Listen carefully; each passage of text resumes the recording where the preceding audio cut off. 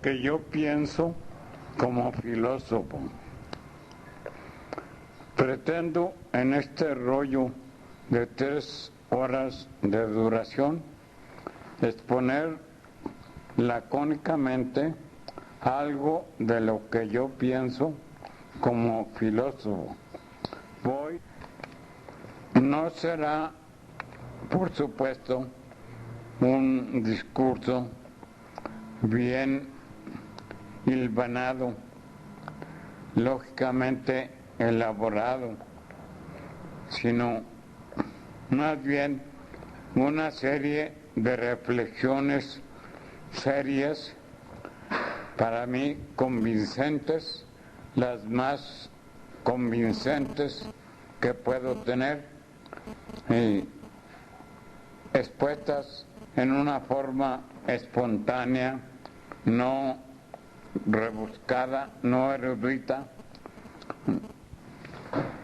Procedo por partes y las voy a enumerar, no porque sean, como ya dije, lógicamente consecuentes unas de otras, sino simplemente para poder encontrar después lo que yo quiera de esta larga exposición.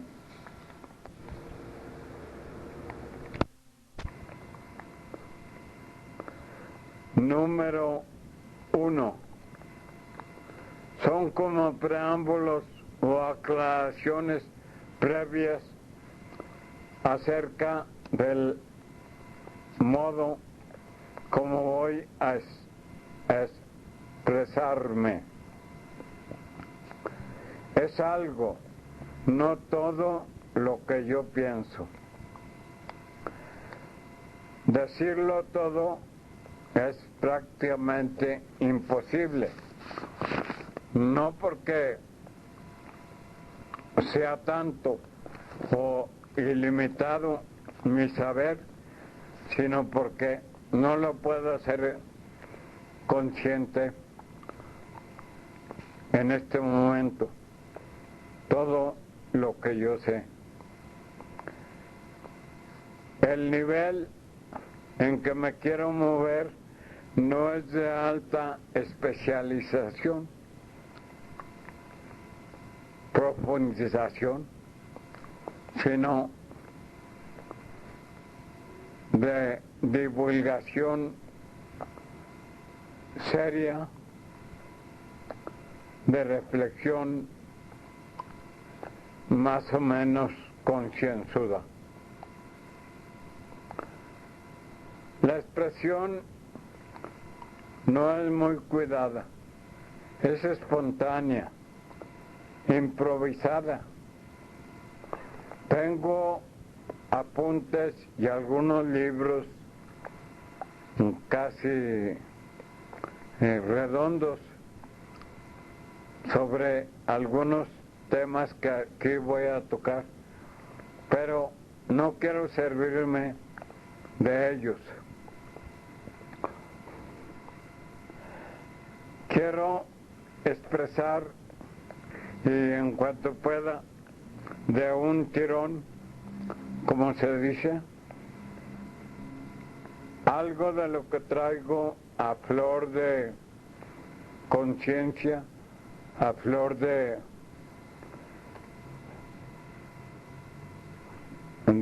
conceptos, a flor de labios.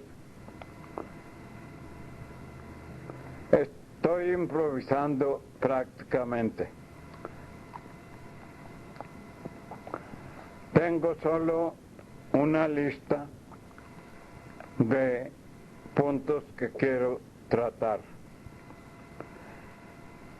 El lenguaje es sencillo, coloquial, a veces medio vulgar, podrían decir algunos.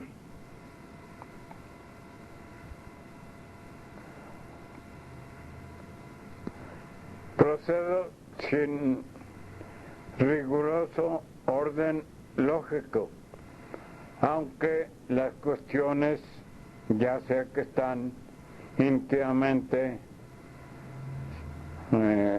relacionadas unas con otros. La realidad es una, el pensamiento se afana por captar esa unidad. A veces no es tan clara, pero en el fondo hay unidad, hay hilación en todas las cuestiones. La filosofía es cíclica, como se dice, da vueltas y vueltas sobre lo mismo, y cuando acuerda ya está repitiendo lo que había tratado. Habrá sin duda tropiezos diversos en esta exposición, repeticiones, omisiones o lagunas, titubeos, tartamudeos, silencios, equivocaciones claras, tal vez hasta contradicciones, pero eso les pasa a los grandes. Yo he encontrado contradicciones en alguno de los grandes pensadores. Sé que el que no puede expresarse claramente es que él mismo no entiende claramente lo que cree que entiende y quiere expresar.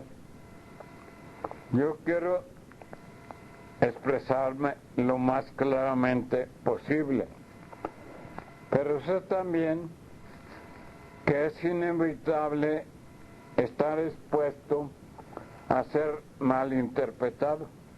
Me resigno, lo veo como positivo en las equivocadas, por decir así, interpretaciones que se le dé a mi pensamiento.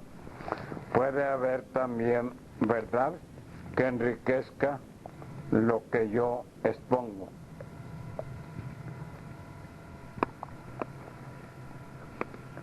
No pretendo tener la verdad total, solo poseo escasas partes, como astillas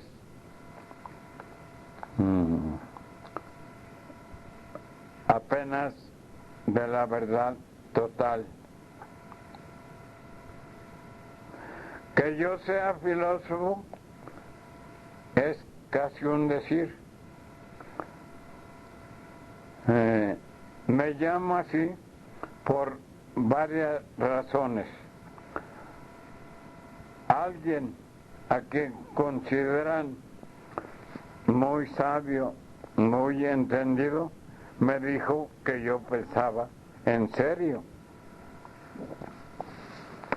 Segundo, una revista que edita la Universidad de Colima me puso en la lista de filósofos que hay en México.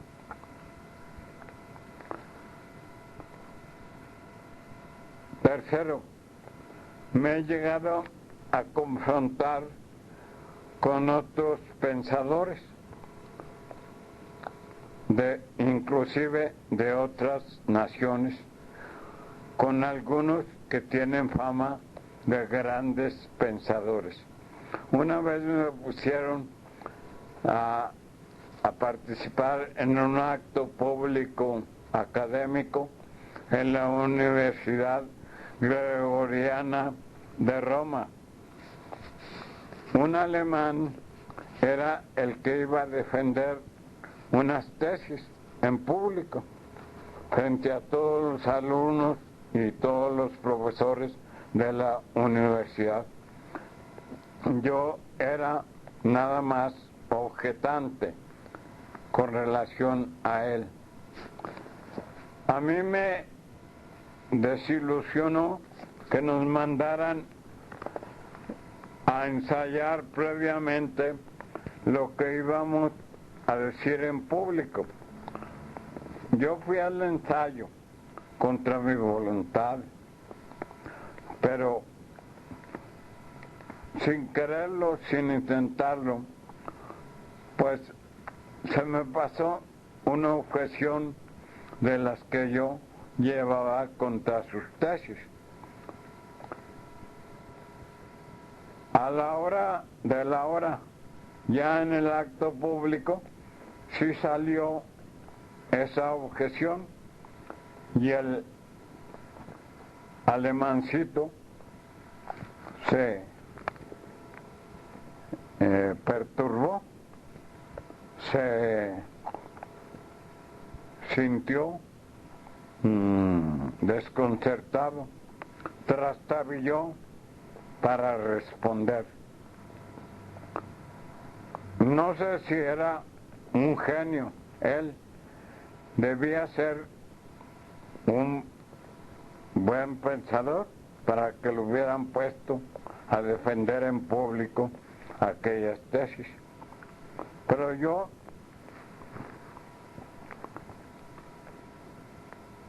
lo hice trastabillar y no por eso me siento tampoco un genio, un gran pensador.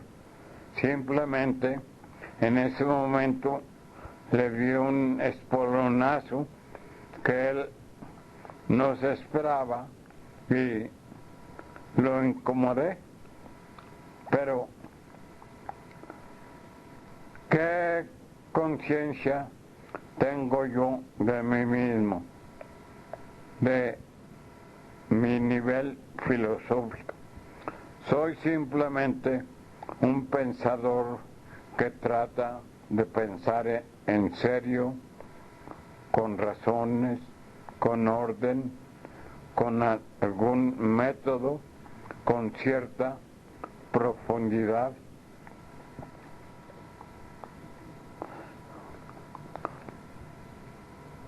Ya no alargo más este punto. Otras aclaraciones tal vez vayan surgiendo sobre la marcha. Paso al número 2.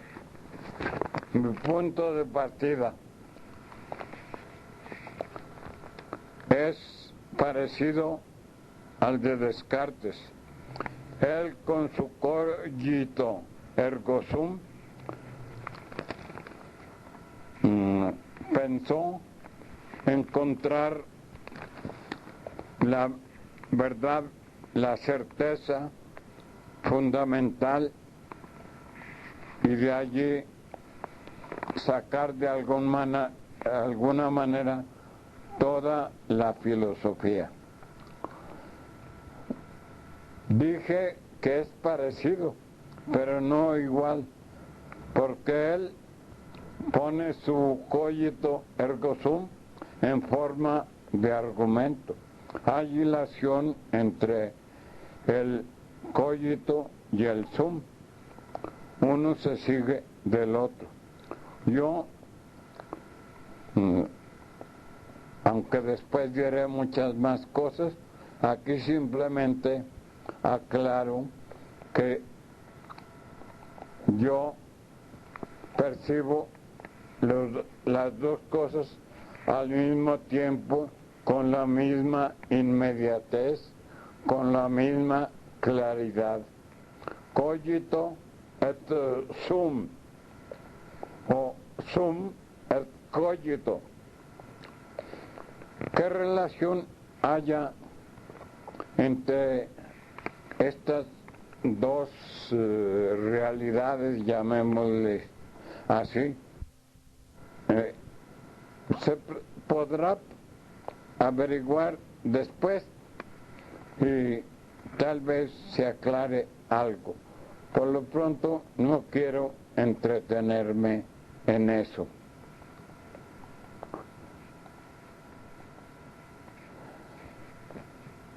Mi punto de partida es la autopercepción fundamental.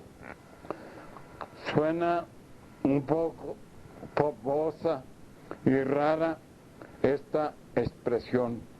No es mía, es de un buen pensador alemán más o menos reciente. Vivió gran parte de su vida en el siglo pasado. Murió por los años 90. Se llama Carlos Rahner. La idea la encontré, la expresión, en su libro que se titula Espíritu en el Mundo y que fue su tesis para graduarse, no sé si de licenciado o de doctor en filosofía. Por cierto, que esa tesis no se la quiso revisar el gran Heidegger. No sé por qué. Yo confieso que no he leído ni menos entendido toda la obra, pero yo encontré la expresión y la idea, el contenido nuclear de esa realidad que Rahner llama la autopercepción fundamental. Es percepción. ¿En qué sentido percepción? Él no le llama concepto o idea, es percepción, es un darse cuenta inmediatamente, sin intermediarios, pues, sin titubeos, claramente, indubitablemente, de que aquello lo constata. ¿Y qué es aquello? Es el yo mismo que se percibe por el hecho simple de ser. ¿Y por qué es fundamental?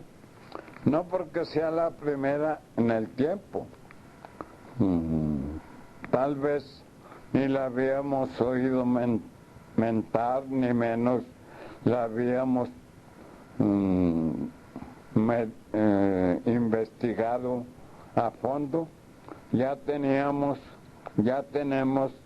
en este momento muchos conceptos, muchas ideas, muchos datos acerca de las cosas que somos y que nos rodean.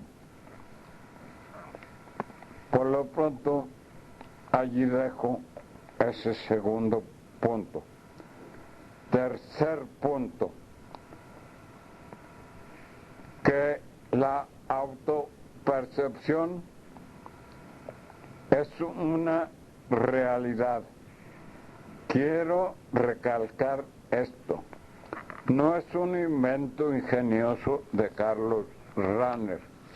Es una realidad evidente que se impone, que nos aplasta de alguna manera con su claridad, al menos relativa. Yo la tengo, la he tenido muchas veces. casi la puedo tener cada vez que me propongo. La he analizado hasta donde yo puedo en repetidas ocasiones. Varios pensadores de la historia del pensamiento la han tenido y la han expresado, aunque de otro modo. Descartes, a quien ya nombré, tiene su cogito ergo sum como verdad fundamental, algo parecido a la autopercepción fundamental, pero distinto, como ya señalé. San Agustín tiene una expresión también por el estilo: si en infalor sum, aunque sea engañado, aunque esté equivocado, existo. Pero nótese que también en Agustín la forma es como de argumento, como que hay hilación, no simultaneidad en el ser y el ser engañado. Brincando muchos siglos encuentro a Gabriel Marcel, casi contemporáneo nuestro, que también toca este punto y él lo expresa llamándole experiencia vivencial. Experiencia vivencial es algo que inmediatamente se percibe, se da por conocido y se vive más que se conoce, como muchas otras cosas que se conocen como puestas enfrente del sujeto. Muchos la han presentido y de alguna manera insinuado en su discurso, pero no con un nombre siquiera parecido. Creo que todos los pensadores serios la han tenido, aunque no la hayan ni insinuado en su lenguaje. Creo que está al alcance de todo ser humano pensante, en algún grado, de algún modo. El yo es el centro al cual referimos todo lo que nos pasa. Por eso, de alguna manera, el yo es de lo que fundamentalmente percibimos.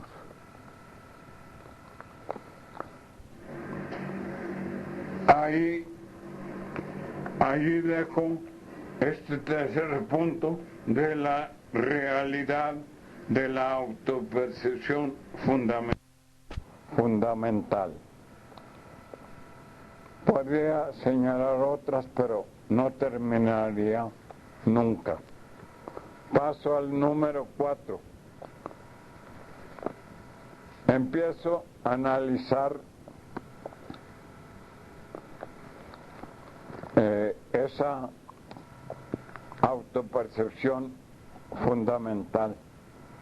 Llevo 50 años en esto, desde que la conocí en la obra de Rahner, como ya dije. Comienzo por señalar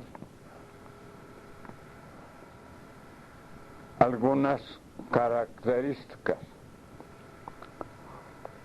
Es un modo especial de conocer, no al que estoy acostumbrado, por conceptos, por ideas más o menos claras y distintas, como propuso o pretendió Descartes. Esta es una percepción, un darme cuenta de alguna manera global, complejo, a la vez claro y a la vez turbio en muchos aspectos. Es un modo que solo encuentro en el conocimiento de mí mismo, muy distinto del modo como conozco otras cosas distintas de mí.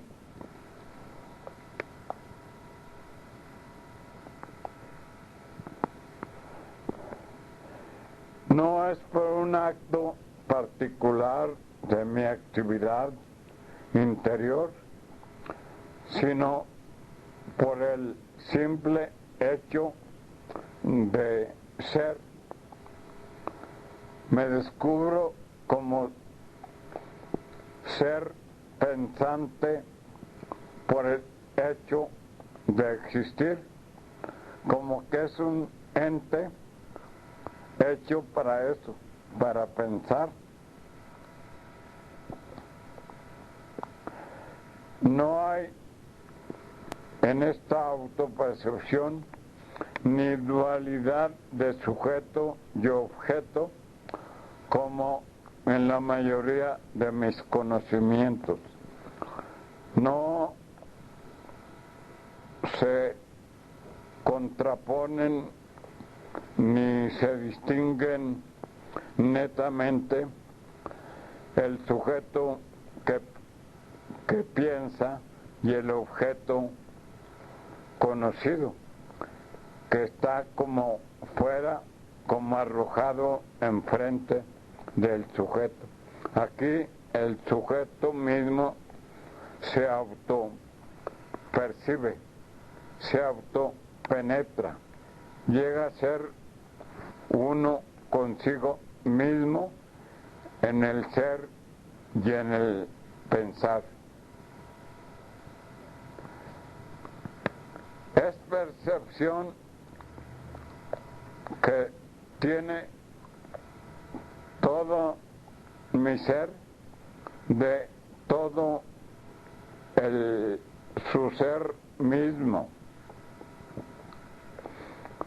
Se vive, se experimenta, no simplemente se conoce. Es preconceptual, pues no está encerrada, algo que está encerrado en un concepto, en una idea más o menos delimitada, clara y distinta al estilo cartesiano.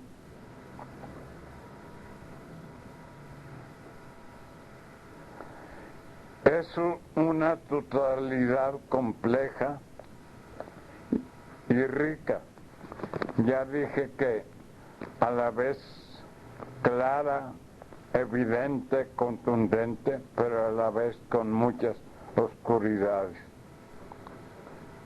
Es como el punto de referencia de todos los demás saberes que llego a tener.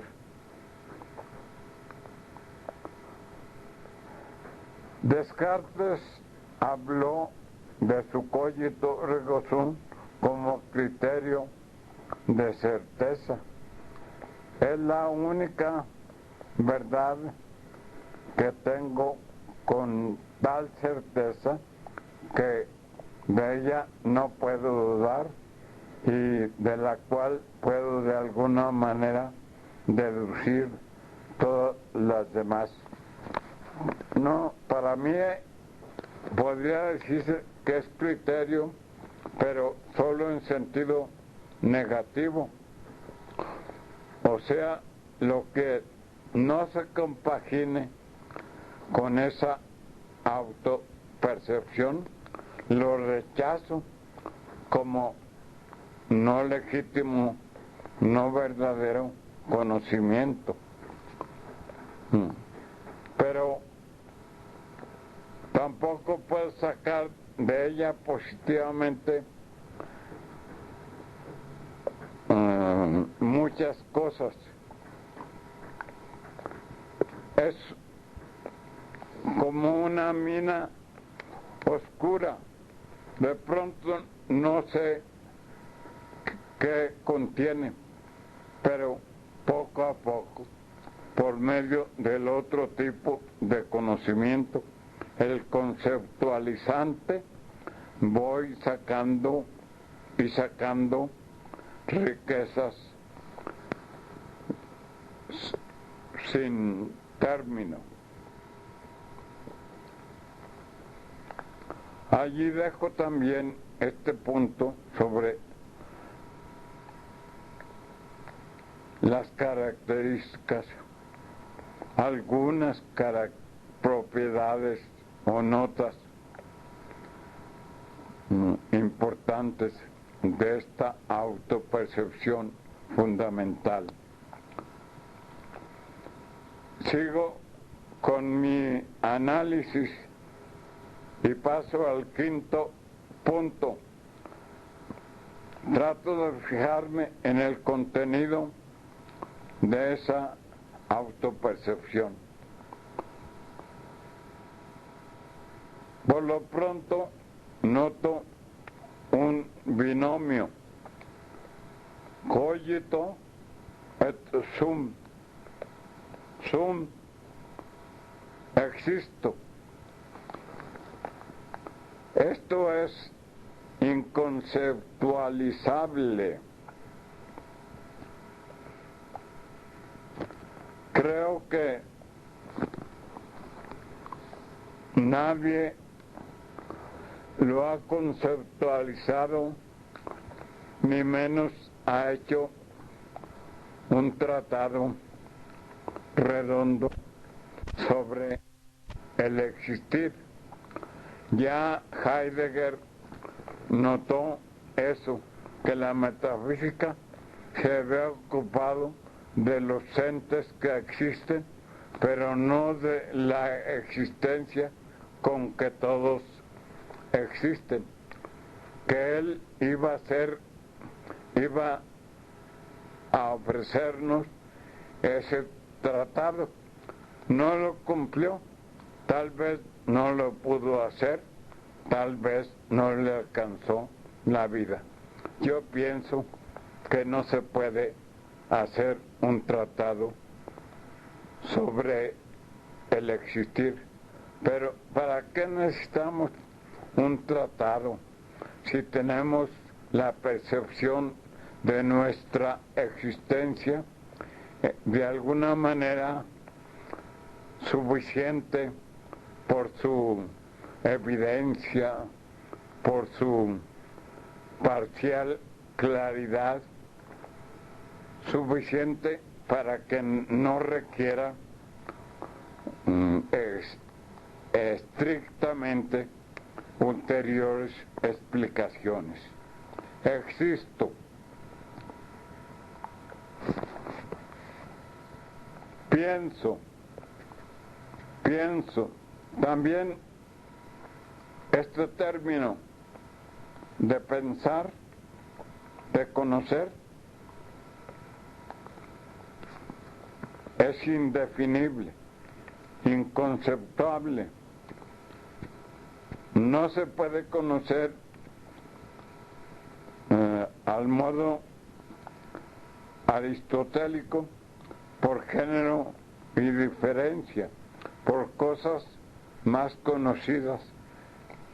Es de lo más conocido que tenemos. Él se conoce a sí mismo. Me pienso pensando. Aquí nada más quiero aclarar que el cogito puede tomarse en un sentido restringido y en un sentido amplio.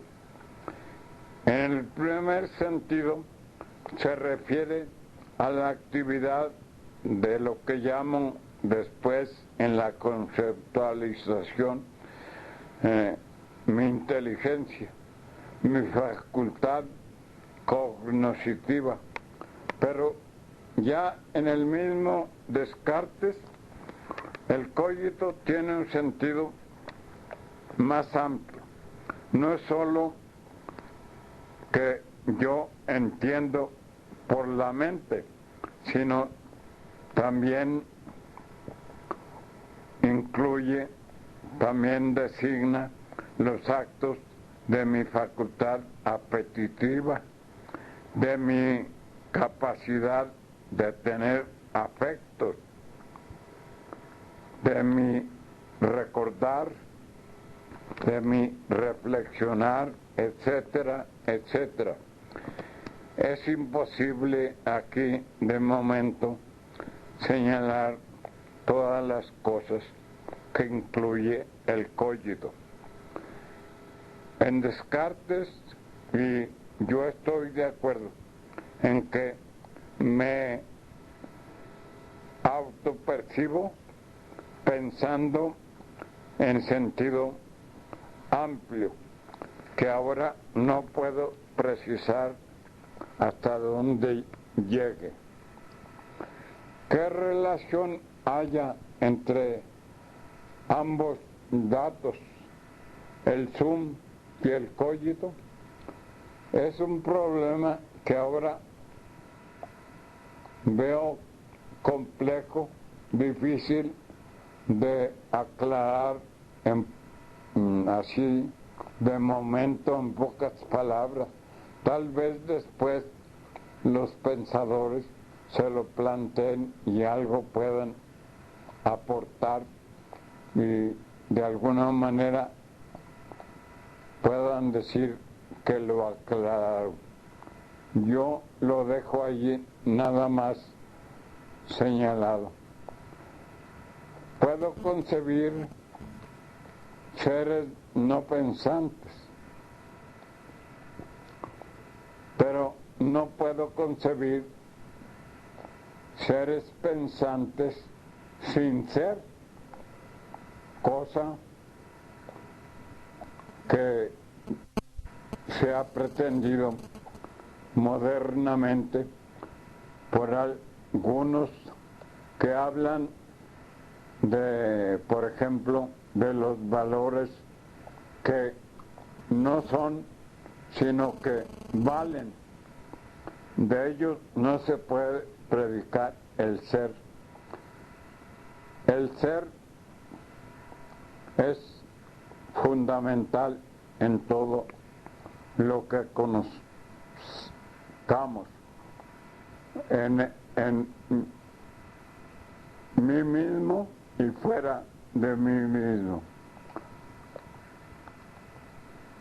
También aquí corto este que llamé cuarto punto, sobre el binomio sum et cogito de mi autopercepción fundamental. sigo analizando el contenido de esa autopercepción y ahora me aparece con bastante claridad, evidencia, aplastante seguridad, un trinomio, el yo, el no yo y la apertura del yo al absoluto.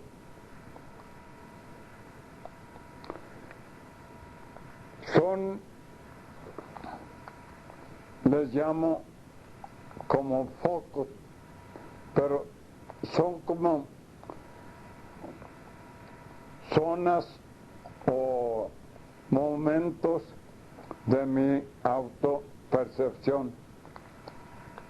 Son evidentes, están íntimamente entrelazados, como veremos.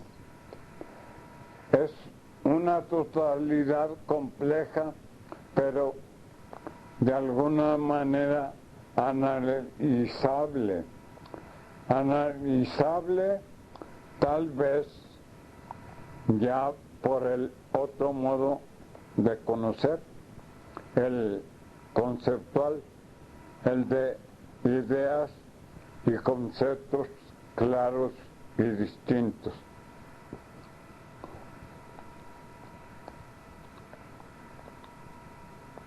Bueno, dejo allí la cosa y paso en el número 7 de mi discurso a analizar de alguna manera el primer foco, que es el yo. El yo también es indefinible, pero aplastantemente claro. Todos sabemos de alguna manera que existe y qué es, cómo es el yo.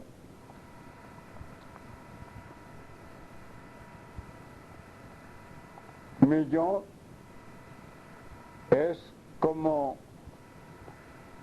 algo autotransparente que por el hecho de ser se percibe a sí mismo existiendo y pensando.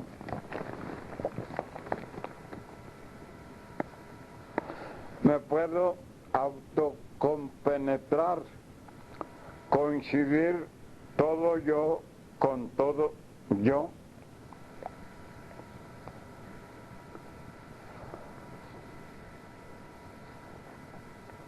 Me percibo, me valoro, me amo, me defiendo,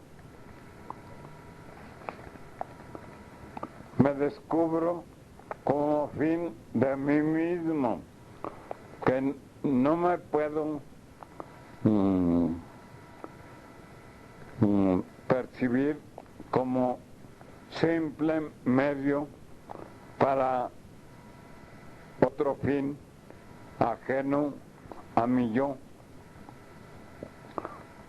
Me siento relacionado, como voy a decir después, con el absoluto, y ya veremos en qué forma el absoluto es fin de mi yo, pero por lo pronto en toda mi actividad yo me tengo a mí mismo como fin de ella.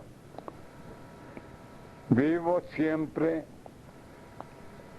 cabe mí, como dice Rahner, vivo perpetuamente, permanentemente en mi propia casa, que es mi propio ser. Pero ese yo es insondable. Es como una caja de Pandora, de la cual voy sacando y sacando cosas nuevas y antiguas en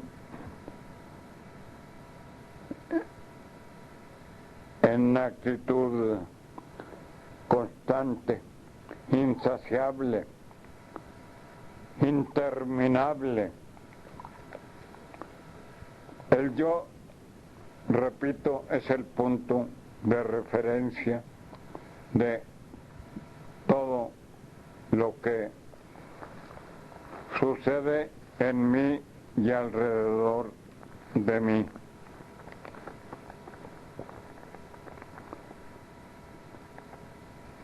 Dejo allí también ese punto, sabiendo que quedan muchas más cosas de las que yo expresé, que quedan no en el tintero, sino más claras y evidentes de como yo las he dicho, las que he dicho. Paso al número 8.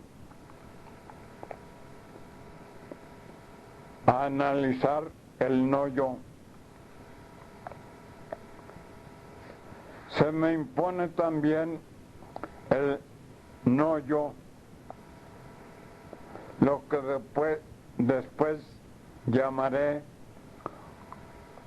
lo que me rodea, el mundo, el universo. No tengo que salir a buscarlo. Empieza a aparecer dentro de mí.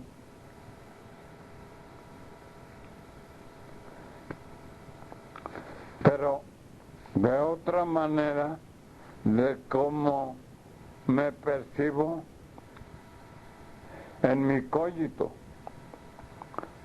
Me doy cuenta de que tengo manos, de que tengo pies, de que tengo uñas, de que tengo cabellos, de que tengo orina, tengo sudor, tengo sangre, etcétera, etcétera. Pero esas cosas no las tengo tan en mi yo como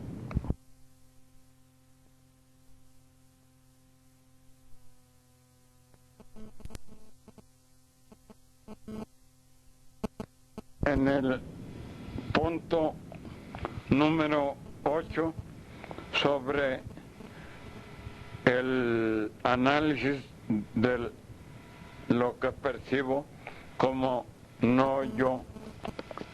Y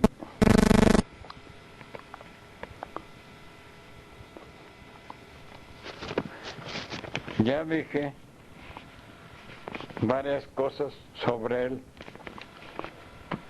Trato de proseguir con mi análisis. No me pertenece el no yo que percibo dentro de mí. No me pertenece claramente, porque algunas cosas puedo cortármelas, por ejemplo, los cabellos, las uñas, y no le pasa nada a mi yo. Hay otras más arraigadas, más metidas en mi yo, mi orina, mi sangre. Si me sacan todo el líquido, pues ya mi yo se resiente, ya no puede ni pensar. pero puedo, hasta debo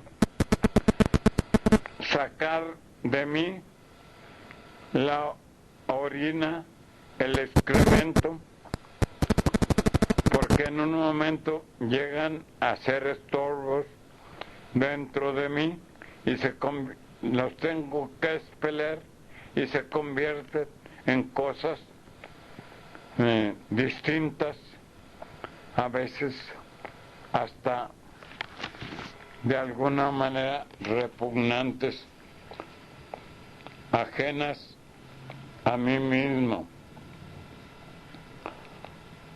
La sangre, pues la puedo perder en parte y no me pasa nada, y se convierte también en objeto. Esa, si me la quitan totalmente, ya afecta la vida de mi yo, y ya no puedo ni vivir, ni pensar, ni nada. Me convierto en un cuerpo seco, carente de sangre, en un esqueleto, en un cadáver.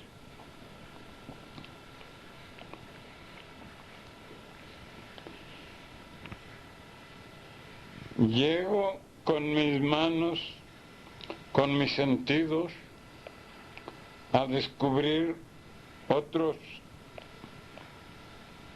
muchas entidades que no son yo. Llego a descubrir entre esos seres unos que son como yo, que también ellos parece que piensan, porque hablan con un sentido que para mí es inteligible, con los que puedo dialogar, y yo los llego a concebir más o menos por el estilo con que yo soy y pienso, y así llego a catalogar las realidades que me rodean en cosas y personas.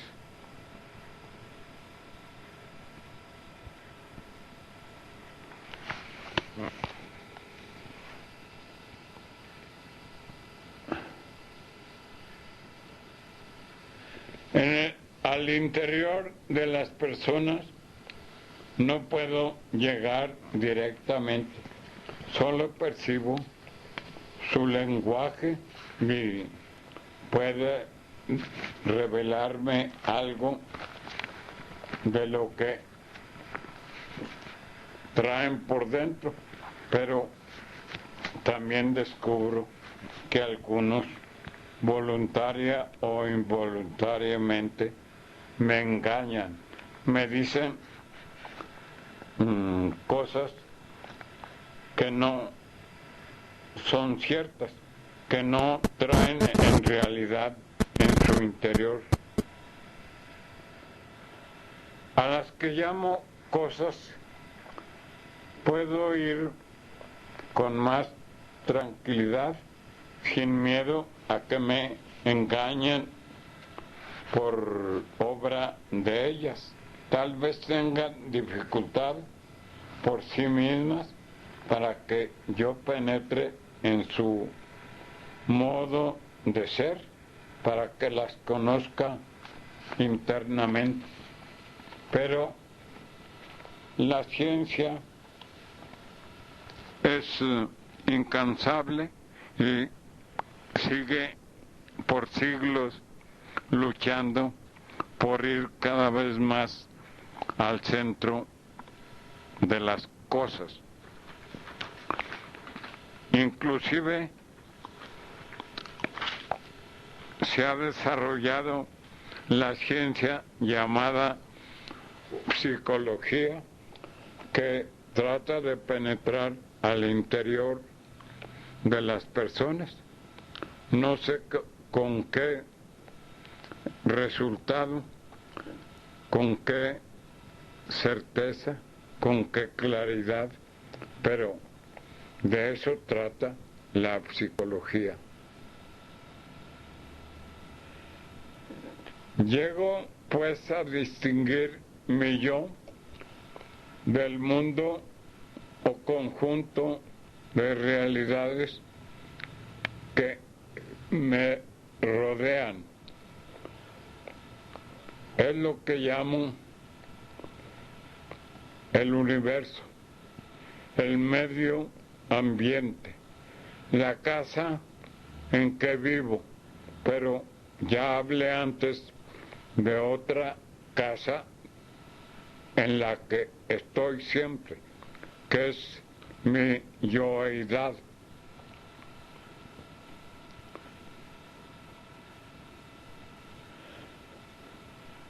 Voy notando características distintas entre lo que es estrictamente yo y lo que he incluido en el no yo. Son características muy distintas, algunas contrarias entre sí, incompatibles de alguna manera. No puedo yo entender que sean del mismo orden.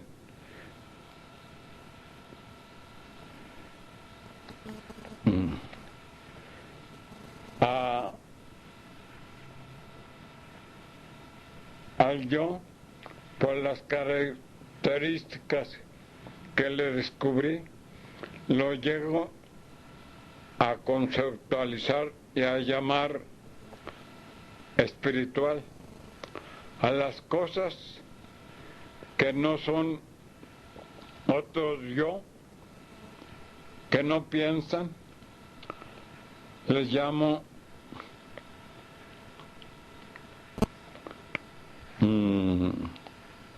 corpóreas o materiales de alguna manera. Dentro de mi yo viven juntos lo que llamo espiritual y lo que llamo corpóreo o material. Yo soy a la vez cuerpo y espíritu. ¿Cómo estén juntos? Es un problema que siempre ha preocupado a los pensadores, pero que todavía no se resuelve claramente en forma que convenza a todos los que se ocupan de ese problema. La unión, de todas maneras, es algo evidente, es algo vivido. Yo, de alguna manera,